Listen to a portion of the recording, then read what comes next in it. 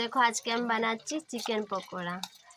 অনেকদিন থেকে সবাইকে মন হচ্ছিল চিকেন পকোড়া খেতে, আর সবার শরীরও ভালো নয়, ঠান্ডার দিন সবাইকে সর্দি হয়ে গিয়েছে, তাই আমি আজকে চিকেন পকোড়া বানাচ্ছি অল্প।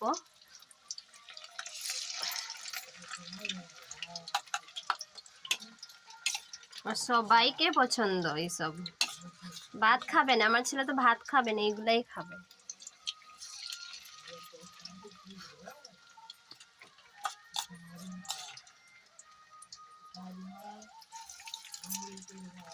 আর এখানে বানিয়ে রেখেছি, এগুলা হয়ে গেছে।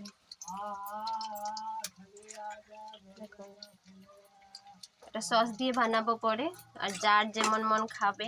আর এখানে আমরা গ্যাসগুলো খুলে দিয়েছি, কেন পুরো সব গ্যাসে পড়ে যাবে না, ছিটা ওটা পড়ে যাবে, তাই এগুলো খুলে দিয়েছি। দেখো বানিয়ে রেখেছি এগুলা। কে কে খাবে কমেন্ট করো, আর কাকে কাকে অনেক পছন্দ ওরাও কমেন্ট করতে পারো।